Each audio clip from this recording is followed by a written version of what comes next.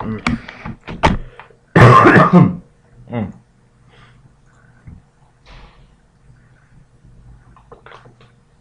Story of Burnt Njal, Chapter 6. Hrut sails out to Iceland.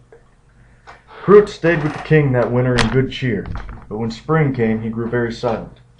Gunhilda finds that out, and said to him when they two were alone together, "Art thou sick at heart?"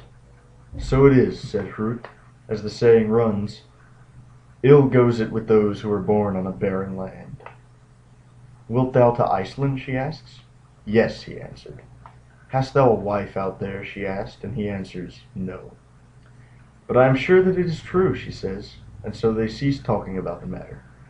Shortly after, Hrut went before the king and bade him good day, and the king said, "What dost thou want now, Hrut?" "I am come to ask, Lord, that you give me leave to go to Iceland." "Will thine honor be greater there than here?" asks the king.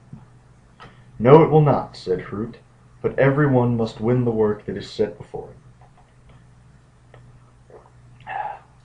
"It is pulling a rope against a strong man," said Gunhilda, "so give him leave to go as best suits him."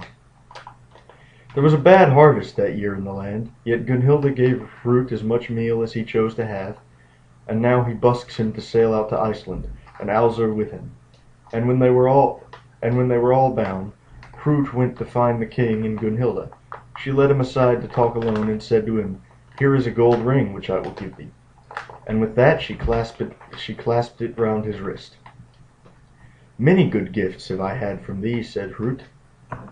Then she put her hands round his neck and kissed him, and said, "If I have as much power over thee as I think, I lay this spell on thee, that thou mayest never have any pleasure in living with that woman on whom thy heart is set in Iceland, but with other women thou mayest get on well enough. And now it is like to go well with neither of us, but thou hast not believed what I have been saying." Hrut laughed when he heard that, and went away, and after that he came before the king and thanked him. And the king spoke kindly to him and bade him farewell. Hrut went straight to his ship, and they had a fair wind all the way until they ran into Borgarfjord. As soon as the ship was made fast to land, Hrut rowed west home, but Alzur stayed by the ship to unload her and lay her up. Hrut rode straight to Hauskellsteda, and Hauskell gave him a hearty welcome, and Hrut told him all about his travels. After that they sent men east across the rivers to tell Fiddle Mord to make ready for the bridal feast. But the two brothers rode to the ship, and on the way Hauskell told Hrut how his money matters stood, and his goods had gained much since he was away.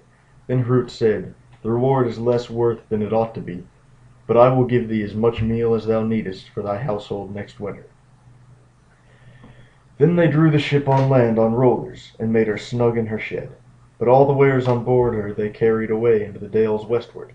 Hrut stayed at home at Hrutsteda till winter was 6 weeks off, and then the brothers made ready, and Alzur with them, to ride to Hrut's wedding. 60 men ride with them, and they rode east till they came to Rung River Plains. There they found a crowd of guests, and the men took their seats on benches down the length of the hall, but the women were seated on cross benches on the dais, and the bride was rather downcast. So they drank out the feast, and it went off well. Mord pays down his daughter's portion, and she rides west with her husband in his train. So they ride till they reach home. Hrut gave over everything into her hands inside the house, and all were pleased at that. But for all that, she and Hrut did not pull well together as man and wife, and so things went on till spring.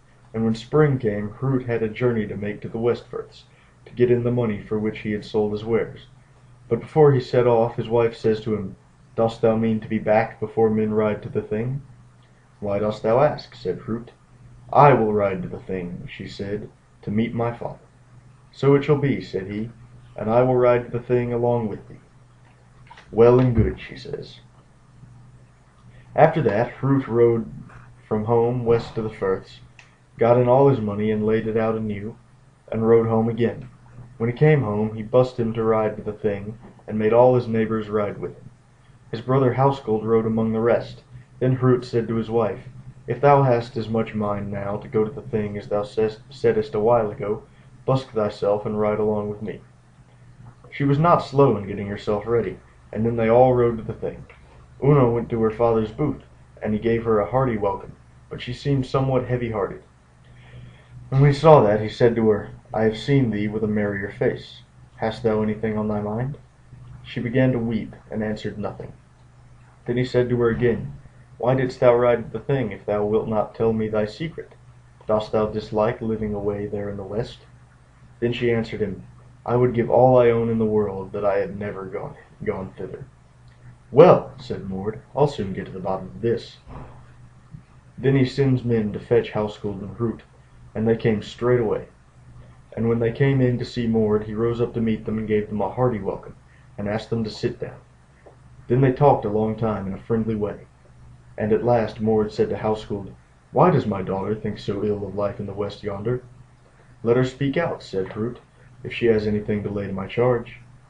But she brought no charge against him. Then Hrut made them ask his neighbours and household how he treated her, and all bore him good witness, saying that she did just as she pleased in the house. Then Mord said, "Home thou shalt go, and be content with thy lot, for all the witness goes better for him than for thee." After that Hrut rode home from the Thing, and his wife with him, and all went smoothly between them that summer. But when spring came it was the old story over again, and things grew worse and worse as the spring went on. Hrut had again a journey to make west to the Firths, and gave out that he would not ride to the Althing, but Una his wife said little about it. So Hrut went away west to the Firths.